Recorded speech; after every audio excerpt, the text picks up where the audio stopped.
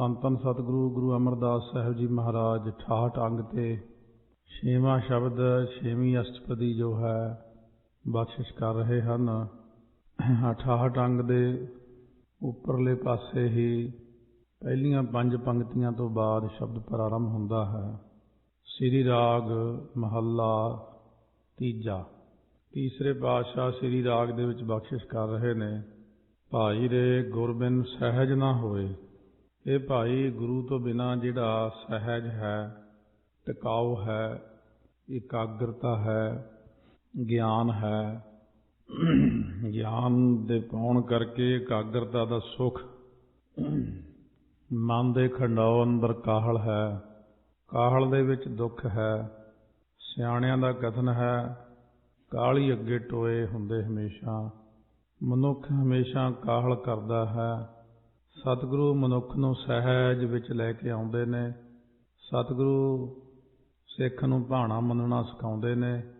ਸਤਿਗੁਰੂ ਸਿੱਖ ਨੂੰ ਉਸ ਸਹਿਜ ਅਵਸਥਾ ਵਿੱਚ ਲਿਜਾਂਦੇ ਨੇ ਜਿੱਥੇ ਸਿੱਖ ਇਹ ਗੱਲ ਸਮਝ ਸਕੇ ਕਿ ਜੋ ਕੁਝ ਮੇਰੇ ਮਸਤਕ 'ਤੇ ਹੈ ਉਹੀ ਪ੍ਰਾਪਤ ਹੋਣਾ ਹੈ। ਜੋ ਲਿਖਿਆ ਹੈ ਸੋ ਹੋਇਆ ਹੈ, ਪਿੱਛੇ ਹੋਇਆ ਸੀ, ਅੱਗੇ ਨੂੰ ਹੋਵੇਗਾ। ਜੋ ਮਿਲਣਾ ਹੈ ਉਹਦੀ ਰਜਾ ਵਿੱਚ ਮਿਲਣਾ ਹੈ। ਵਾਹਿਗੁਰੂ ਆਪ ਲੇਖ ਭੁਗਤਾਉਂਦੇ ਨੇ। ਸਤਿਗੁਰੂ ਆਪ ਲੇਖ ਭੁਗਤਾਉਣ ਹਾਰੇ ਨੇ। ਸੋ ਇਸ ਕਰਕੇ ਮਹਾਰਾਜ ਗੁਰਸਿੱਖ ਨੂੰ ਸਹਿਜ ਅਵਸਥਾ ਬਖਸ਼ਿਸ਼ ਕਰਦੇ ਨੇ। ਸਿਮਰਨ ਦੇ ਨਾਲ, ਭਗਤੀ ਦੇ ਨਾਲ ਜਦੋਂ ਹਿਰਦੇ ਵਿੱਚ ਸਹਿਜ ਆ ਜਾਂਦਾ ਹੈ ਤਾਂ ਸ਼ਾਂਤੀ ਆ ਜਾਂਦੀ, ਸੁੱਖ ਆ ਜਾਂਦਾ। ਰਸਨਾ ਗੁਣ ਗੋਪਾਲ ਨਿਧ ਗਾਇਣ, ਸ਼ਾਂਤ ਸਹਿਜ ਰਹਸ ਮਨ ਉਪਜਿਓ, ਸਗਲੇ ਦੁਖ ਭੁਲਾਇਣ। ਆਓ ਅੱਜ ਦੇ ਸ਼ਬਦ ਵਿੱਚ ਮਹਾਰਾਜ ਸਹਿਜ ਦਾ ਹੀ ਜ਼ਿਕਰ ਕਰਦੇ ਹੋਏ ਫਰਮਾਉਂਦੇ ਨੇ। ਸਹਿਜੈ ਨੋ ਸਭ ਲੋਚਦੀ, ਬਿਨ ਗੁਰ ਪਾਇਆ ਨਾ ਜਾਏ। ਅਸਲ ਵਿੱਚ ਸਾਰੀ ਸ੍ਰਿਸ਼ਟੀ ਆਤਮਿਕ ਸੁੱਖ ਨੂੰ ਹੀ ਚਾਹੁੰਦੀ ਹੈ ਕਿ ਟਿਕਾਓ ਜਿਹਾ ਮਿਲੇ, ਕਿਤੇ ਆਰਾਮ ਨਾਲ ਟੇਕ ਕੇ ਬੈਠੀਏ, ਸੁੱਖ ਮਿਲੇ, ਕੋਈ ਝਗੜਾ ਨਾ ਹੋਵੇ, ਟਿਕਾਓ ਬਣਿਆ ਰਹੇ, ਕਿਸੇ ਚੀਜ਼ ਦੀ ਇੱਛਾ ਨਾ ਹੋਵੇ, ਆਪਣੇ ਆਪ ਹੀ ਕੰਮ ਹੁੰਦੇ ਜਾਣ। ਹਰ ਪੱਖੋਂ ਹੀ ਇਨਸਾਨ ਸੁੱਖ ਚਾਹੁੰਦਾ ਹੈ। ਸਰੀਰਕ ਸੁੱਖ ਵੀ ਬਣਿਆ ਰਹੇ, ਆਤਮਿਕ ਆਨੰਦ ਵੀ ਬਣਿਆ ਰਹੇ। ਗਿਆਨ ਤੋਂ ਹੀ ਸੁੱਖ ਮਿਲਦਾ ਹੈ। ਸਹਿਜ ਤੋਂ ਭਾਵ ਸੁੱਖ ਵੀ ਹੈ, ਗਿਆਨ ਵੀ ਹੈ, ਆਤਮਿਕ ਆਨੰਦ ਵੀ ਹੈ। ਮਹਾਰਾਜ ਕਹਿੰਦੇ ਨੇ ਗਿਆਨ ਨੂੰ ਚਾਹੁੰਦੀ ਹੈ ਸਾਰੀ ਸ੍ਰਿਸ਼ਟੀ, ਪਰ ਸਤਿਗੁਰੂ ਤੋਂ ਬਿਨਾਂ ਜੀਵ ਨੂੰ ਬ੍ਰਹਮ ਗਿਆਨ ਹੁੰਦਾ ਨਹੀਂ। ਬ੍ਰਹਮ ਗਿਆਨ ਤੋਂ ਬਿਨਾਂ ਕਲਿਆਣ ਨਹੀਂ ਹੁੰਦਾ। ਇਹੋ ਸੰਸਾਰ ਵਿਕਾਰ ਸੰਸੇ ਮੈਂ, ਤਰਿਓ ਬ੍ਰਹਮ ਗਿਆਨੀ। ਜੇ ਸਹਿਜ ਗਾਏ ਪੀ ਆਵੈ ਇਹੋ ਰਸ, ਅਕਥ ਕਥਾ ਤਿਨ ਜਾਨੀ। ਜਾ ਕਉ ਆਏ ਸੋਈ ਬਿਹਾਜਹੁ, ਹਰ ਗੁਰ ਤੇ ਮਨ ਹੈ ਬਸੇਰਾ। ਨਿਜ ਘਰ ਮਹਿਲ ਪਾਵਹੁ ਸੁਖ ਸਹਿਜੇ, ਬਹੁਰ ਨ ਹੋਏਗੋ ਫੇਰਾ। ਪੜ੍ਹ ਪੜ੍ਹ ਪੰਡਿਤ ਜੋਤ ਕੀ ਥੱਕੇ, ਭੇਖੀ ਭਰਮ ਭੁਲਾਏ। ਪੰਡਤਾਂ ਨੇ ਸ਼ਾਸਤਰਾਂ ਨੂੰ ਬਹੁਤ ਪੜ੍ਹਿਆ, ਹੋਰ ਪੜ੍ਹਿਆ, ਉਹਨਾਂ ਦੀ ਖੋਜ ਕੀਤੀ। ਜੋਤਿਸ਼ ਨੂੰ ਜੋਤਸ਼ੀਆਂ ਨੇ ਬਹੁਤ ਅਧਿਐਨ ਕੀਤਾ। ਗਿਣਤੀਆਂ ਮਿਣਤੀਆਂ ਲਗਾ ਲਗਾ ਕੇ ਥੱਕ ਗਏ। ਇੱਕ ਉਹ ਲੋਕ ਦੁਨੀਆ ਅੰਦਰ ਜੋ ਭੇਖ ਕਰਦੇ ਨੇ, ਦਿਖਾਵਾ ਕਰਦੇ ਨੇ, ਜਾਂ ਭੇਖ ਕੋਈ ਧਾਰਨ ਕਰ ਲੈਣਾ, ਭੇਖ ਕੱਪੜੇ ਉਹੋ ਜਿਹੇ ਪਾ ਲੈਣੇ ਜਿਹੇ ਜੇ ਕੋਈ ਮਹਾਂਪੁਰਖ ਪਾਉਂਦਾ ਹੈ, ਕੋਈ ਸਿੱਧ ਲੋਕ ਪਾਉਂਦੇ ਨੇ। ਫਿਰ ਉਹ ਭੇਖੀ ਬੰਦੇ ਭੇਖ ਦੇ ਭਰਮ ਵਿੱਚ ਚਾਹੁੰਦੇ ਨੇ ਇਕੱਲੇ ਕੱਪੜੇ ਪਾ ਕੇ ਦੂਜੇ ਨੂੰ ਆਸ਼ੀਰਵਾਦ ਦੇ ਦਈਏ ਅਤੇ ਉਹ ਤਰ ਜਾਵੇ। ਕੱਪੜੇ ਪਾ ਕੇ ਬਚਨ ਕਰ ਦਈਏ ਸਭ ਦੁਨੀਆ ਮੇਰੇ ਅਧੀਨ ਹੋ ਜਾਵੇ। ਮਹਾਰਾਜ ਫਰਮਾਉਂਦੇ ਨੇ ਭੇਖ ਦਾ ਨਾਮ ਬਦਨਾਮ ਕਰਦੇ ਨੇ ਉਹ ਲੋਕ। ਸਤਿਗੁਰੂ ਫਰਮਾਉਂਦੇ ਨੇ ਜਿਨ੍ਹਾਂ ਸਾਸ ਗਿਰਾਸ ਨਾ ਵਿਸਰੈ, ਹਰ ਨਾਮਾ ਮਨ ਮੰਤ। ਧਨ ਸੇ ਸੇਈ ਨਾਨਕਾ ਪੂਰਨ ਸੋਈ ਸੰਤ। ਇਹ ਹਿਰਦੇ ਦੀ ਇੱਕ ਅਵਸਥਾ ਹੈ ਅੰਦਰ, ਉਸ ਅਵਸਥਾ ਤੱਕ ਜਾ ਕੇ ਬਖਸ਼ਿਸ਼ ਹੁੰਦੀ ਹੈ। ਪਰ ਭੇਖੀ ਲੋਕ ਭਰਮ ਦੇ ਵਿੱਚ ਪੈ ਕੇ ਭੇਖ ਨੂੰ ਕਰ ਕਰਕੇ ਹੀ ਭੁੱਲੇ ਫਿਰਦੇ ਨੇ। ਹੁਣ ਪੜ੍ਹ ਪੜ੍ਹ ਕੇ ਪੰਡਤਾਂ ਨੇ, ਭੇਖੀਆਂ ਨੇ ਜ਼ੋਰ ਲਾਇਆ ਸਾਨੂੰ ਵੀ ਸ਼ਾਂਤੀ ਮਿਲੇ, ਸਹਿਜ ਮਿਲੇ, ਸੁਖ ਮਿਲੇ। ਪਰ ਮਹਾਰਾਜ ਸੱਚੇ ਪਾਤਸ਼ਾਹ ਫਰਮਾਉਂਦੇ ਨੇ, ਗੁਰ ਭੇਟੇ ਸਹਿਜ ਪਾਇਆ, ਆਪਣੀ ਕਿਰਪਾ ਕਰੇ ਰਜਾਏ। ਰਜਾਏ ਜੋ ਪਰਮੇਸ਼ਰ ਹੈ, ਉਹ ਜਦੋਂ ਆਪਣੀ ਕਿਰਪਾ ਦ੍ਰਿਸ਼ਟੀ ਕਰੇ ਤਾਂ ਗੁਰੂ ਮਿਲਦੇ ਨੇ, ਗੁਰ ਭੇਟੇ। ਜਦੋਂ ਸਤਿਗੁਰੂ ਮਿਲਦੇ ਨੇ ਤਾਂ ਫਿਰ ਸਹਿਜ, ਜੱਜੇ ਨੂੰ ਔਂਕੜ ਕਹਿਣ ਤੋਂ ਭਾਵ ਕਿ ਆਤਮਿਕ ਗਿਆਨ, ਆਤਮਿਕ ਆਨੰਦ ਟਿਕਾਓ ਮਿਲਦਾ ਉਸ ਜੀਵ ਨੂੰ। ਗੁਰਾਂ ਦੀ ਕਿਰਪਾ, ਪਹਿਲਾਂ ਪਰਮੇਸ਼ਰ ਦੀ ਕਿਰਪਾ ਦ੍ਰਿਸ਼ਟੀ ਹੋਈ ਤਾਂ ਗੁਰੂ ਮਿਲੇ। ਮਹਾਰਾਜ ਕਹਿੰਦੇ, ਗੁਰੂ ਤੋਂ ਬਿਨਾਂ ਬੰਦੇ ਨੂੰ ਆਤਮਿਕ ਆਨੰਦ ਨਹੀਂ ਮਿਲ ਸਕਦਾ, ਟਿਕਾਓ ਨਹੀਂ ਪ੍ਰਾਪਤ ਹੋ ਸਕਦਾ, ਕਿਉਂਕਿ ਸਤਿਗੁਰੂ ਨੇ ਆਪਣੀ ਕਮਾਈ 'ਚੋਂ ਕਿਣਕਾ ਦੇਣਾ। ਸਤਿਗੁਰੂ ਮਹਾਰਾਜ ਸੱਚੇ ਪਾਤਸ਼ਾਹ ਟਿਕਾਓ ਦਾ ਸਮੁੰਦਰ ਨੇ।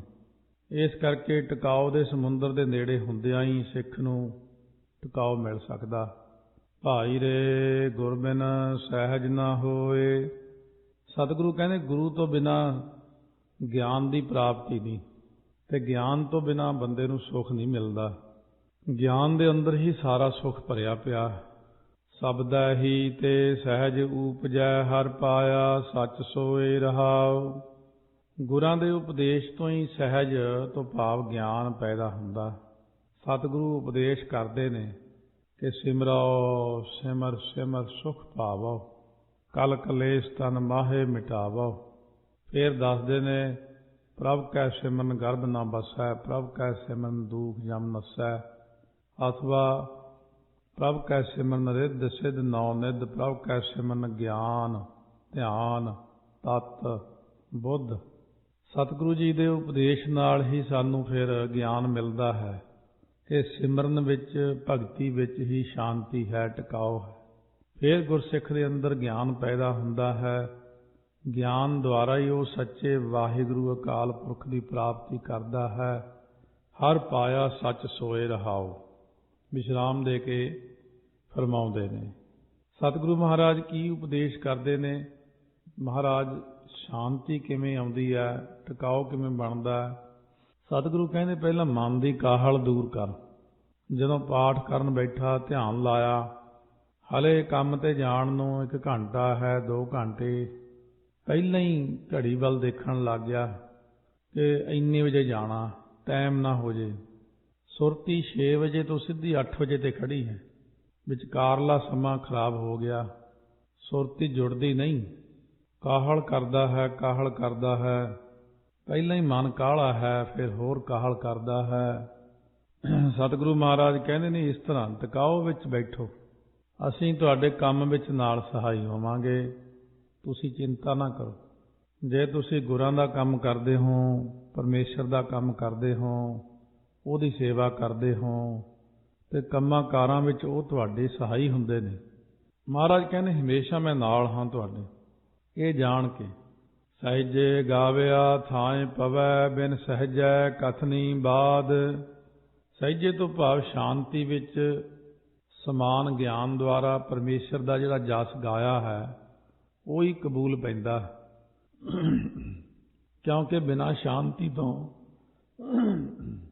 ਜਿਹੜਾ ਸਮਾਨ ਗਿਆਨ ਤੋਂ ਬਿਨਾਂ ਜਿੰਨੀ ਵੀ ਕੋਈ ਕਥਨੀ ਕਰਦਾ ਹੈ, ਉਹ ਸਾਰੀ ਬੇਅਰਥੀ ਚਲੀ ਜਾਂਦੀ ਹੈ। ਸਹਿਜੇ ਹੀ ਭਗਤ ਊਪਜੈ, ਸਹਿਜ ਪਿਆਰ ਬੈਰਾਗ। ਸਤਿਗੁਰੂ ਮਹਾਰਾਜ ਕਹਿੰਦੇ ਨੇ, ਸਹਿਜੇ ਹੀ, ਸਹਿਜ ਵਿੱਚ ਸੁਤੇ ਸਿੱਧ ਸਮਾਨ ਗਿਆਨ ਤੋਂ ਭਗਤੀ ਪੈਦਾ ਹੁੰਦੀ ਹੈ। ਸ਼ਾਂਤੀ ਤੋਂ ਹੀ ਫਿਰ ਪ੍ਰੇਮ ਤੇ ਵਿਰਾਗ ਮਿਲਦਾ ਹੈ। ਟਿਕਾਓ ਬਣਿਆ ਜਦੋਂ ਟਿਕਿਆ, ਟਿਕੇ ਹੋਏ ਮਨ ਵਿੱਚੋਂ ਗਿਆਨ ਪ੍ਰਗਟ ਹੁੰਦਾ। ਕਾਹਲ ਦੇ ਵਿੱਚੋਂ ਗਿਆਨ ਕਦੇ ਪ੍ਰਗਟ ਨਹੀਂ ਹੁੰਦਾ। ਇਸ ਕਰਕੇ ਸਿਮਰਨ, ਭਗਤੀ, ਕਥਾ, ਕੀਰਤਨ ਇਕਾਗਰਤਾ ਤੇ ਟਿਕਾਓ ਦਾ ਵਿਸ਼ਾ ਹੈ। ਸਹਿਜ ਪਿਆਰ ਭਾਵ ਗਿਆਨ ਵਿੱਚ ਪ੍ਰੇਮ ਹੋਣ ਕਰਕੇ ਵਿਰਾਗ ਹੁੰਦਾ। ਕਿਉਂਕਿ ਵੈਸ਼ਨਵ ਮੱਤ ਵਾਲਿਆਂ ਨੇ ਭਗਤੀ ਦਾ ਕਾਰਨ ਗਿਆਨ ਹੀ ਮੰਨਿਆ ਹੈ ਕਿ ਜਿਵੇਂ ਮਨੁੱਖ ਦਾ ਗੁਣ ਜਾਂ ਰੂਪ ਪਹਿਲੇ ਜਾਣਿਆ ਜਾਵੇ ਤਾਂ ਉਹਦੇ ਵਿੱਚ ਪ੍ਰੀਤੀ ਹੁੰਦੀ ਹੈ। ਕਿਸੇ ਮਨੁੱਖ ਦਾ ਆਪਾਂ ਗੁਣ ਜਾਣਦੇ ਹਾਂ ਜਾਂ ਰੂਪ ਜਾਣਦੇ ਹਾਂ, ਇਵੇਂ ਪਰਮੇਸ਼ਰ ਦੇ ਗੁਣਾਂ ਦਾ ਪਹਿਲਾਂ ਗਿਆਨ ਹੋਵੇ ਤਾਂ ਉਹਦੀ ਭਗਤੀ ਹੁੰਦੀ ਹੈ। ਸਹਿਜੈ ਹੀ ਤੇ ਸੁਖ ਸ਼ਾਂਤ ਹੋਏ, ਬਿਨ ਸਹਿਜੈ ਜੀਵਨ ਬਾਦ। ਪਹਿਲੇ ਅੱਖਰ ਆਏ ਸੀ ਸਹਿਜੇ, ਜੱਜੇ ਨੂੰ 1 ਲਾਂ ਆਈ ਹੈ ਹੁਣ ਤੱਕ।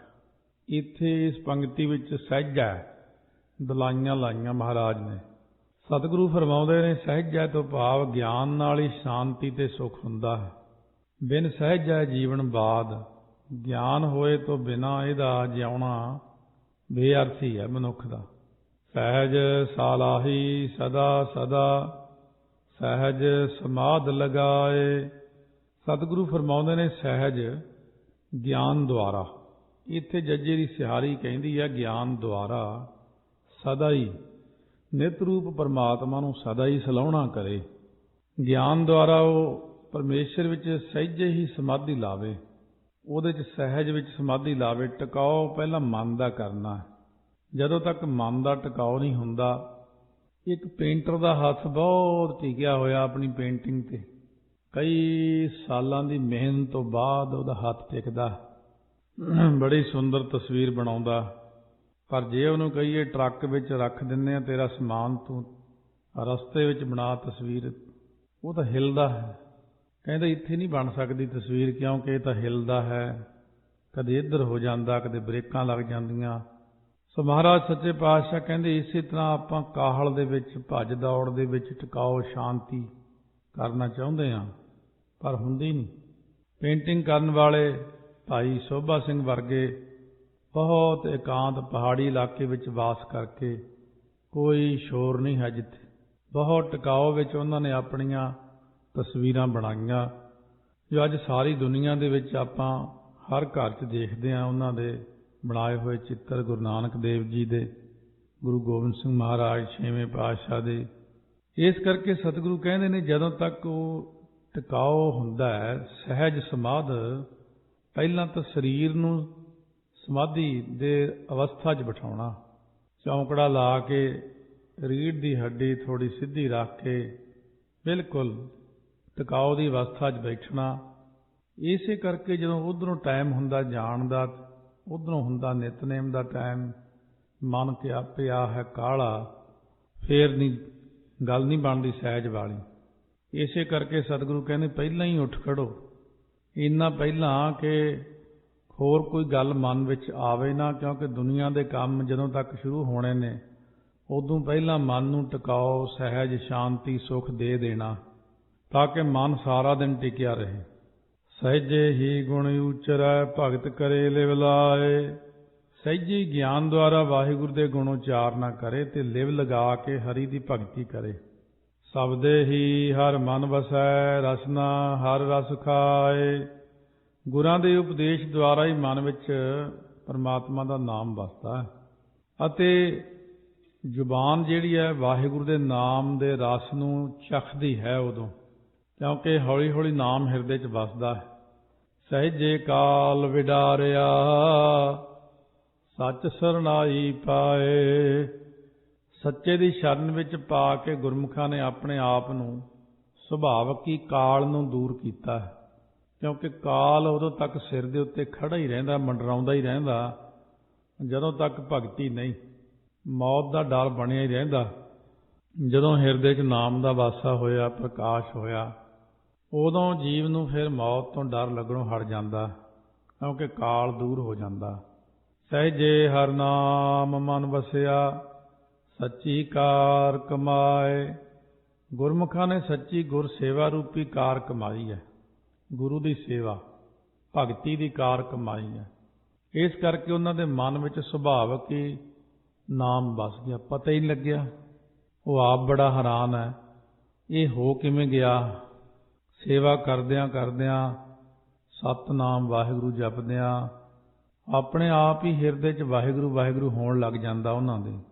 ਸਹਿਜੇ ਹੀ ਪ੍ਰਕਾਸ਼ ਹੋ ਜਾਂਦਾ ਹੈ, ਅਸ਼ੋਪ ਲਈ ਸਾਰਾ ਕੁਝ ਹੋ ਗਿਆ, ਪਤਾ ਹੀ ਨਹੀਂ ਲੱਗਿਆ।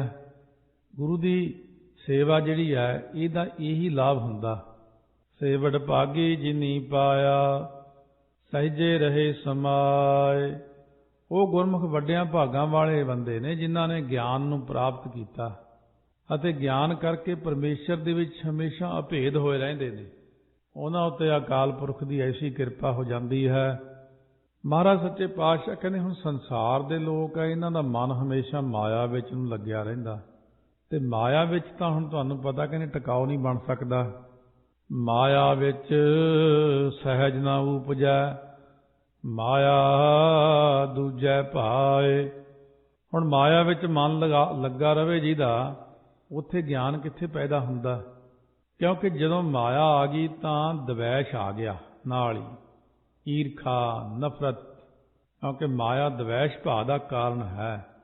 ਜਿੱਥੇ ਮਾਇਆ ਹੈ ਉੱਥੇ ਲੜਾਈ ਹੈ, ਝਗੜਾ ਹੈ। ਜਿੱਥੇ ਮਾਇਆ ਹੀ ਨਹੀਂ ਉੱਥੇ ਕੋਈ ਝਗੜਾ ਹੀ ਨਹੀਂ, ਲੜਾਈ ਹੀ ਨਹੀਂ।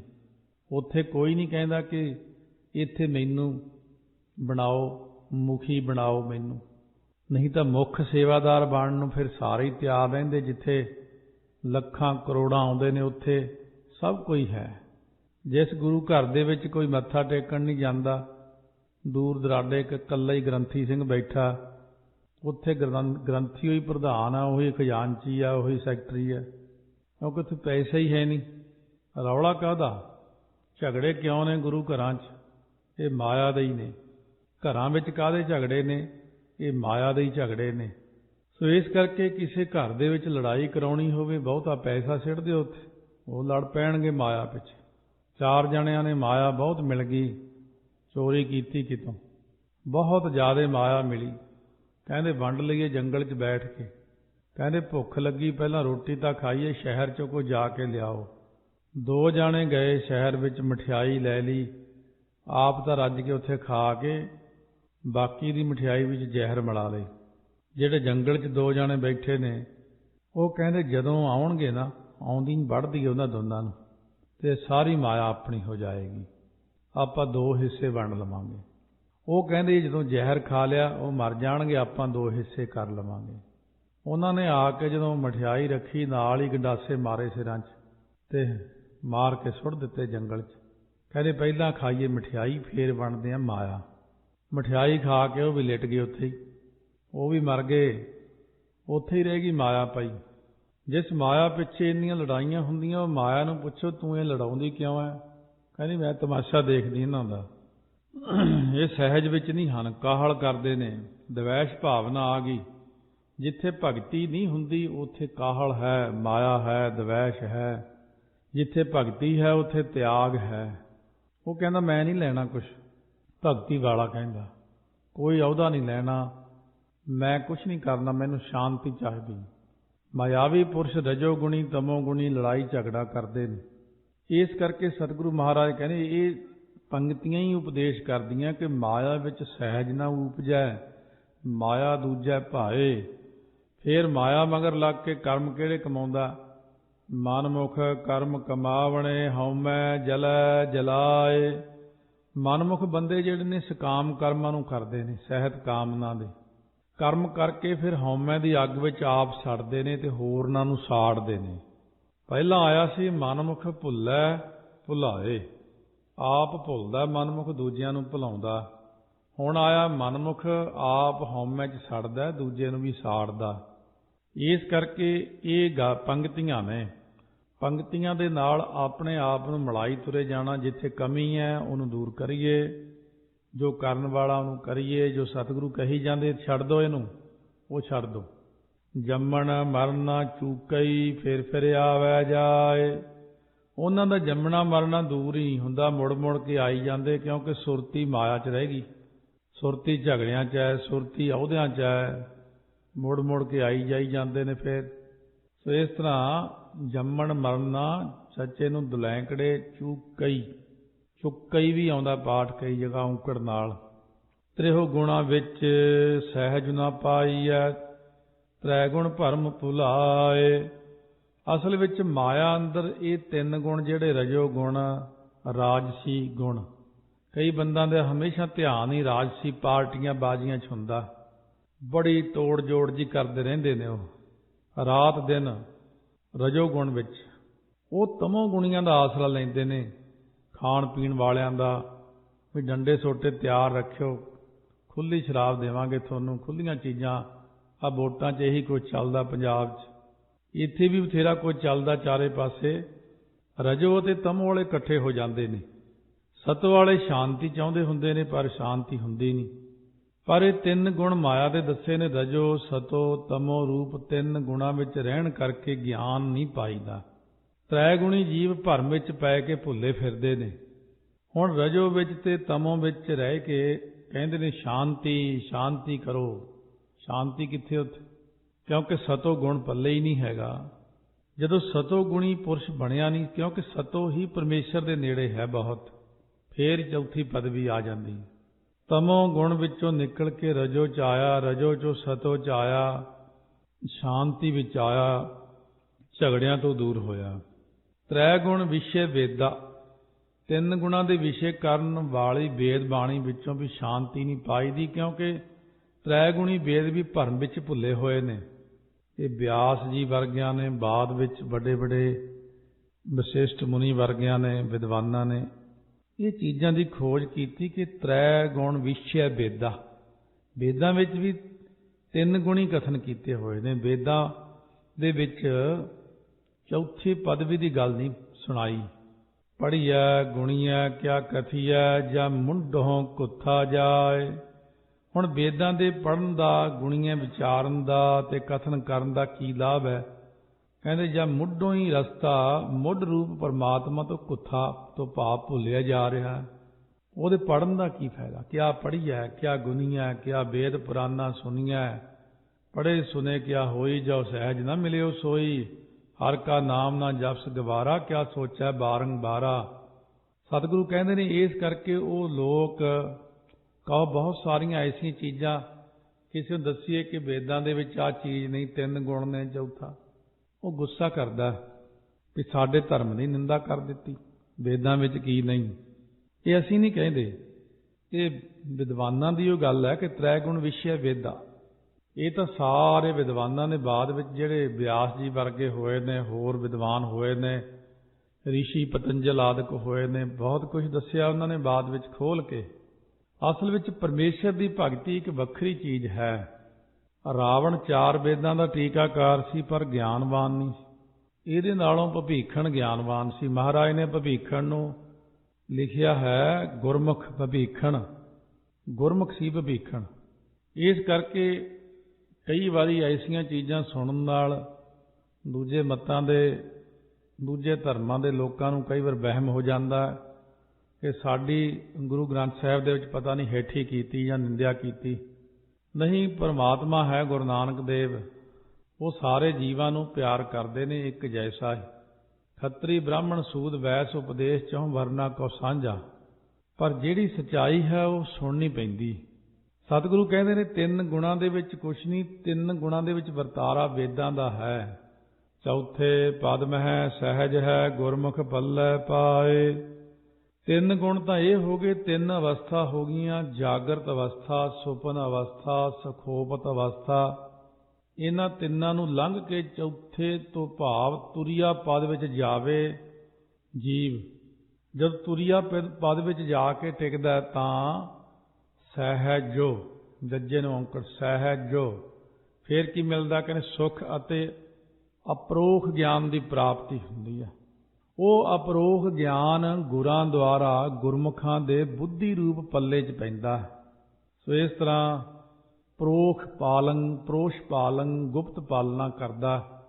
ਪ੍ਰੋਖ ਦਾ ਮਤਲਬ ਗੁਪਤ, ਅਪਰੋਖ ਗਿਆਨ ਦਾ ਮਤਲਬ ਹੈ ਪ੍ਰਗਟ ਗਿਆਨ, ਸਾਹਮਣੇ। ਗੁਰਮੁਖ ਪਿਆਰੇ ਜਿਹੜੇ ਉਹ ਅਪਰੋਖ ਪ੍ਰਗਟ ਗਿਆਨ ਗੁਰਾਂ ਦੁਆਰੇ ਗੁਰਮੁਖਾਂ ਦੇ ਬੁੱਧੀ ਰੂਪ ਪੱਲੇ 'ਚ ਪਾ ਦਿੰਦੇ ਨੇ। ਤਾਂ ਸਤਿਗੁਰੂ ਕਹਿੰਦੇ ਤਿੰਨਾਂ ਗੁਣਾਂ ਦੇ ਵਿੱਚੋਂ ਜਾਗਰਤ ਅਵਸਥਾ ਵਿੱਚੋਂ ਨਿਕਲਣਾ। ਪ੍ਰਮਾਣ ਵਜੋਂ ਪਹਿਲਾਂ ਵੀ ਕਈ ਵਾਰ ਦੱਸਿਆ ਕਿ ਜਾਗਦਿਆਂ ਹੋਇਆਂ ਜਿਹੜੀਆਂ ਅੱਖਾਂ ਦੇਖ ਰਹੀਆਂ ਨੇ ਸਾਰਾ ਸੰਸਾਰ, ਇਹ ਤਾਂ ਠੀਕ ਹੈ ਕਿ ਅੱਖਾਂ ਖੁੱਲ੍ਹੀਆਂ ਦੇਖ ਰਹੀਆਂ, ਪਰ ਜਾਗਦੇ ਹੋਏ ਤੋਂ ਬਾਅਦ ਸੌਂ ਗਿਆ। ਸੁਪਨੇ ਦੇ ਵਿੱਚ ਕਹਿੰਦਾ ਮੈਨੂੰ ਆਹ ਦਿਖਿਆ, ਮੈਂ ਫੇਰ ਚਲੇ ਗਿਆ, ਉੱਥੇ ਦੁਕਾਨ ਦਿਖੀ, ਬਾਜ਼ਾਰ ਦਿਖਿਆ। ਇਹ ਬਈ ਅੱਖਾਂ ਬੰਦ ਸੀ। ਜਾਗਦਿਆਂ ਤਾਂ ਚਲੋ ਮੰਨਿਆ ਕਿ ਤੂੰ ਉਹ ਚੀਜ਼ਾਂ ਦੇਖੀਆਂ ਸੀ, ਸੁੱਤਿਆਂ ਹੋਇਆਂ ਫੇਰ ਉਹੀ ਚੀਜ਼ਾਂ ਕਿਵੇਂ ਦੇਖੀਆਂ? ਅੱਖਾਂ ਤੇ ਬੰਦ ਸੀ ਤੇਰੀਆਂ। ਇਹਦਾ ਮਤਲਬ ਅੰਦਰ ਅੱਖਾਂ ਹੋਰ ਕੋਈ ਚੀਜ਼ ਹੈ ਜਿਹੜੀ ਦੇਖਦੀਆਂ ਨੇ, ਅੰਦਰਲੀਆਂ ਅੱਖਾਂ ਵੱਖਰੀਆਂ ਨੇ। ਇਹਦਾ ਮਤਲਬ ਜਿਹੜਾ ਸੁਪਨਾ ਦੇਖ ਲਿਆ, ਕਹਿੰਦਾ ਅੱਜ ਇੰਨੀ ਨੀਂਦ ਆਈ, ਸੁਪਨਾ ਵੀ ਨਹੀਂ ਆਇਆ।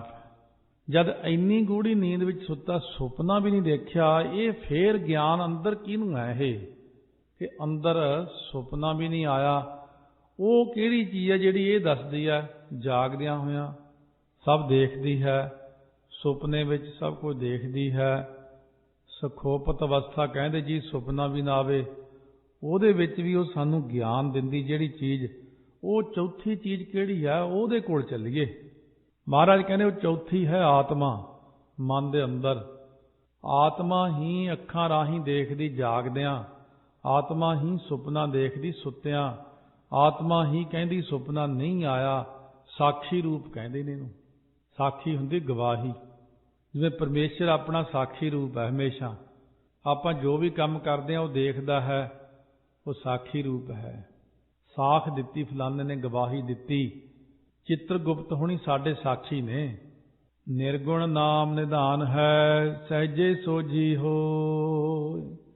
ਹੁਣ ਮਹਾਰਾਜ ਕਹਿੰਦੇ ਨੇ ਰਜੋ ਸਤੋ ਤਮੋ ਰੂਪ ਤਿੰਨਾਂ ਗੁਣਾਂ ਤੋਂ ਰਹਿਤ ਨਿਰਗੁਣ ਬ੍ਰਹਮ ਦਾ ਨਾਮ, ਜੋ ਨਿਧੀਆਂ ਦਾ ਖਜ਼ਾਨਾ ਹੈ ਅਤੇ ਸਾਰੇ ਸੁੱਖਾਂ ਦਾ ਖਜ਼ਾਨਾ ਹੈ। ਸਹਿਜੇ ਤੋਂ ਭਾਵ ਗਿਆਨ ਦੁਆਰਾ ਉਹ ਨਾਮ ਦੀ ਸੋਝੀ ਹੁੰਦੀ ਹੈ। ਨਾਮ ਦੀ ਸੋਝੀ ਹੋਣ ਕਰਕੇ ਸਹਿਜੇ ਹੀ ਸੁੱਖ ਦੀ ਪ੍ਰਾਪਤੀ ਹੁੰਦੀ। ਗੁਣਵੰਤੀ ਸਾਲਾਹਿਆ ਸੱਚੇ ਸੱਚੀ ਸੋਏ। ਜਿਨ੍ਹਾਂ ਨੇ ਸੱਚ ਨਾਮ ਨੂੰ ਸਲਾਹਿਆ ਹੈ, ਉਹਨਾਂ ਗੁਣਵੰਤੀ ਗੁਣਾਂ ਵਾਲਿਆਂ ਦੀ ਸੱਚੀ ਸੋਭਾ ਹੁੰਦੀ ਹੈ। ਭੁੱਲਿਆ ਸਹਿਜ ਮਿਲਾਏ ਸੀ, ਸ਼ਬਦ ਮਿਲਾਵਾ ਹੋਏ।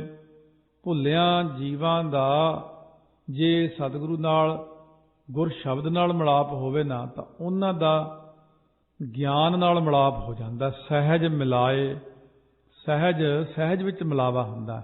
ਭੁੱਲਿਆ ਸਹਿਜ ਮਿਲਾਏ ਸੀ, ਸ਼ਬਦ ਮਿਲਾਵਾ ਹੋਏ।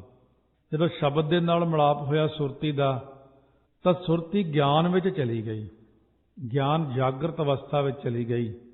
ਉਹ ਕਦੇ ਵੀ ਗਿਆਨ ਜਾਗਰਤ ਅਵਸਥਾ ਵਿੱਚ ਹਮੇਸ਼ਾ ਸਾਵਧਾਨ ਰਹਿੰਦੇ ਨੇ। ਲੱਗਦਾ ਕਿ ਸੁੱਤੇ ਪਏ ਨੇ, ਪਰ ਉਹ ਜਾਗਦੇ ਹੀ ਹੁੰਦੇ ਨੇ। ਬੰਦਾ ਦੁਨੀਆ ਅੰਦਰ ਅੱਖਾਂ ਖੁੱਲੀਆਂ ਤੋਂ ਸੁੱਤਾ ਪਿਆ, ਬ੍ਰਹਮ ਗਿਆਨੀ ਸੁੱਤਾ ਹੋਇਆ ਵੀ ਜਾਗਦਾ ਹੁੰਦਾ। ਸਤਿਗੁਰੂ ਜਾਗਤਾ ਹੈ ਦਿਓ। ਗੁਰੂ ਗ੍ਰੰਥ ਸਾਹਿਬ ਲੱਗਦੇ ਵੀ ਦੇਖਦੇ ਨਹੀਂ, ਇਹ ਸਾਰਾ ਕੁਝ ਦੇਖਦੇ ਆ। ਗੁਰੂ ਗ੍ਰੰਥ ਸਾਹਿਬ ਲੱਗਦਾ ਵੀ ਸੁਣਦੇ ਨਹੀਂ, ਇਹ ਸਾਰਾ ਕੁਝ ਸੁਣਦੇ। ਕੋਈ ਜ਼ਰੂਰੀ ਨਹੀਂ ਕਿ ਅੱਖਾਂ ਲੱਗੀਆਂ ਹੋਈਆਂ ਦਿਖਣ ਆਪਾਂ ਨੂੰ ਸਰੀਰ ਤੇ ਕੰਨ ਦਿਖਣ ਲੱਗੇ ਹੋਏ ਫੇਰ ਹੀ ਸੁਣਦਾ ਨਹੀਂ। ਸਤਿਗੁਰੂ ਸੱਚੇ ਪਾਤਸ਼ਾਹ ਕਹਿੰਦੇ ਜੋਤ ਹੀ ਅੰਦਰ ਸੁਣਦੀ ਹੈ, ਜੋਤ ਹੀ ਦੇਖਦੀ ਹੈ। ਤੇ ਮੁਰਦੇ ਦੇ ਕੋਲ ਸੁਣਾਓ ਤਾਂ ਸੁਣਦਾ ਕੁਛ। ਮੁਰਦੇ ਨੂੰ ਪੁੱਛੋ ਕੋਈ ਦੇਖ ਰਿਹਾ, ਕੁਛ ਨਹੀਂ, ਸਭ ਕਿਰਿਆ ਬੰਦ। ਇਹਦਾ ਮਤਲਬ ਅੰਦਰ ਦੇਖਣ ਵਾਲੀ ਸੁਣਨ ਵਾਲੀ ਚੀਜ਼ ਹੀ ਹੋਰ ਹੈ, ਉਹ ਹੈ ਆਤਮਾ। ਜਿਹੜੀ ਜੋਤ ਹੈ ਬੰਦੇ ਦੇ ਅੰਦਰ, ਇਹੀ ਇਹਦੀ ਵੱਡੀ ਜੋਤ ਜਿਹੜੀ ਜਿੱਥੋਂ ਸਾਰੀਆਂ ਜੋਤਾਂ ਲੈਂਦੇ ਆਪਾਂ, ਉਹ ਗੁਰੂ ਗ੍ਰੰਥ ਸਾਹਿਬ ਦੇ ਵਿੱਚ ਮਹਾਨ ਜੋਤ ਜਿਹੜੀ ਹੈ, ਜ਼ਮੀਨ ਜਮਾ ਕੇ ਵਿਖੈ ਸਮਸਤ ਏਕ ਜੋਤ ਹੈ, ਨਾ ਘਾਟ ਹੈ ਨਾ ਬਾੜ ਹੈ, ਨਾ ਘਾਟ ਬਾੜ ਹੋਤ ਹੈ। ਉਹੀ ਜੋਤ ਗੁਰੂ ਗ੍ਰੰਥ ਸਾਹਿਬ ਦੀ ਸਾਰਿਆਂ ਨੂੰ ਨੋਟ ਕਰੀ ਜਾਂਦੀ, ਦੇਖਦੀ ਹੈ। ਜੋਤ ਰੂਪ ਪਰਮਾਤਮਾ ਹੈ, ਜੋਤ ਰੂਪ ਹਰ ਆਪ ਗੁਰੂ ਨਾਨਕ ਕਹਾਇਓ। ਤਾਂ ਸਤਿਗੁਰੂ ਮਹਾਰਾਜ ਕਹਿੰਦੇ ਨੇ ਫਿਰ ਜੋਤ ਜਿਹੜੀ ਹੈ ਉਹ ਜੋਤ ਹੀ ਕਰਮ ਕਰਦੀ ਹੈ, ਕਿ ਸਰੀਰ ਨਹੀਂ ਕਰਦਾ। ਮਹਾਰਾਜ ਤਾਈਓ ਆਪਾਂ ਨੂੰ ਫਰਮਾਉਂਦੇ ਨੇ ਭੁੱਲਿਆ ਸਹਿਜ ਮਿਲਾਏ ਸੀ, ਸ਼ਬਦ ਮਿਲਾਵਾ ਹੋਏ। ਬਿਨ ਸ਼ਬਦੈ ਸਭ ਅੰਧ ਹੈ, ਮਾਇਆ ਮੋਹ ਗੁਬਾਰ। ਸਹਿਜੈ ਤੋਂ ਭਾਵ ਹੈ ਬਿਨ ਸਹਿਜੈ ਸਭ ਅੰਧ ਹੈ। ਗਿਆਨ ਤੋਂ ਬਿਨਾ ਮਾਇਆ ਦੇ ਮੋਹ ਰੂਪ ਗੁਬਾਰ ਹੁੰਦਾ, ਹਨੇਰੇ ਕਰਕੇ ਸਾਰੇ ਲੋਕ ਅੰਨੇ ਹੀ ਹੋਏ ਫਿਰਦੇ ਨੇ। ਦੇਖਣ ਨੂੰ ਸਾਰੇ ਲੱਗਦੇ ਅੱਖਾਂ ਵਾਲੇ। ਅੰਨੇ ਕਿਉਂ ਹੋ ਗਏ? ਕਹਿੰਦੇ ਵੈਸੇ ਹੀ ਅੱਖਾਂ ਖੁੱਲੀਆਂ, ਵੈਸੇ ਅੰਨੇ ਆ, ਕਿਉਂਕਿ ਨੇਤਰ ਹੈ ਹੀ ਨਹੀਂ। ਅੰਦਰੋਂ ਅੰਨਾ ਬਾਹਰੋਂ ਅੰਨਾ, ਕੂੜੀ ਕੂੜੀ ਗਾਵੈ। ਸਹਿਜੇ ਹੀ ਸੋਝੀ ਪਈ, ਸੱਚਾ ਸ਼ਬਦ ਅਪਾਰ। ਸਹਿਜੇ ਗਿਆਨ ਕਰਕੇ ਜਗਿਆਸੂ ਨੂੰ ਅਪਾਰ ਗੁਣਾਂ ਵਾਲੇ ਸੱਚੇ ਸ਼ਬਦ ਦੀ, ਬ੍ਰਹਮ ਦੀ ਗਿਆਤ ਹੋ ਗਈ। ਹੁਣ ਗਿਆਨ ਕਰਕੇ ਆਪਾਂ ਨੂੰ ਗਿਆਤ ਹੁੰਦੀ ਹੈ ਬ੍ਰਹਮ ਦੀ। ਆਪੇ ਬਖਸ਼ ਮਿਲਾਇਨ ਪੂਰੇ ਗੁਰ ਕਰਤਾਰ। ਪੂਰਿਆਂ ਗੁਰਾਂ ਦੁਆਰਾ ਨਾ ਕਰਤਾਰ ਨੇ ਆਪ ਹੀ ਉਹਨਾਂ ਦੇ ਗੁਨਾਹ ਬਖਸ਼ ਕੇ ਆਪਣੇ ਨਾਲ ਮਿਲਾ ਲਿਆ ਉਹਨਾਂ ਨੂੰ, ਪੂਰਿਆਂ ਗੁਰਾਂ ਦੁਆਰਾ। ਫਿਰ ਸਹਿਜੇ ਅਦਿਸ਼ਟ ਪਛਾਣੀਐ, ਨਿਰਭਉ ਜੋਤ ਨਿਰੰਕਾਰ। ਜੋ ਅਦ੍ਰਿਸ਼ਟ ਹੈ, ਦਿਖਦੀ ਨਹੀਂ, ਇੰਦਰੀਆਂ ਕਰਕੇ ਅਵਿਸ਼ੇ ਹੈ, ਅਤੇ ਸਰੀਰ ਵਿੱਚ ਵੀ ਜੋ ਗੁਪਤ ਰੂਪ ਹੋ ਕੇ ਵਸਣ ਵਾਲੇ ਨਿਰਭਉ ਨਿਰੰਕਾਰ ਜੋਤੀ ਸਰੂਪ ਪਰਮਾਤਮਾ ਜਿਹੜਾ ਹੈ, ਉਹ ਪਰਮਾਤਮਾ ਨੂੰ ਸਹਿਜੇ ਗਿਆਨ ਦੁਆਰਾ ਹੀ ਪਛਾਣ ਸਕੀਦਾ ਹੈ। ਕਿਉਂਕਿ ਸੂਖਮ ਜੋਤ ਨੂੰ ਸੂਖਮ ਗਿਆਨ ਹੀ ਦਿਖਾ ਸਕਦਾ ਹੈ। ਬਰੀਕ ਚੀਜ਼ ਨੂੰ ਦੇਖਣ ਲਈ ਉਹੀ ਜਿਹੀ ਅਵਸਥਾ ਬਣਾਉਣੀ ਪੈਂਦੀ। ਸੂਖਮ ਹੈ ਗਿਆਨ, ਸਭ ਤੋਂ ਸੂਖਮ। ਤਾਈਓ ਤਾਂ ਗਿਆਨ ਦੀ ਗੱਲ ਵਿੱਚ ਜ਼ੋਰ ਲੱਗਦਾ।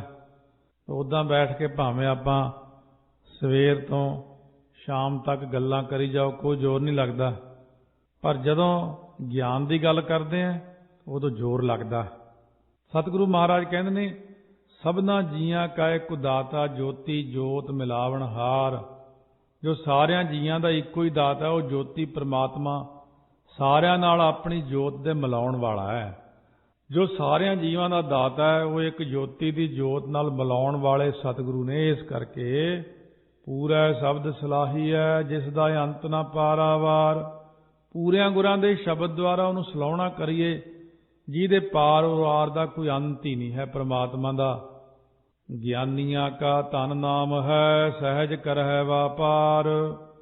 ਮਹਾਰਾਜ ਕਹਿੰਦੇ ਜਿਹੜੇ ਗਿਆਨਵਾਨ ਨੇ ਨਾ, ਬ੍ਰਹਮ ਗਿਆਨੀ ਨੇ, ਉਹਨਾਂ ਦਾ ਧਨ ਕੀ ਹੈ? ਨਾਮ।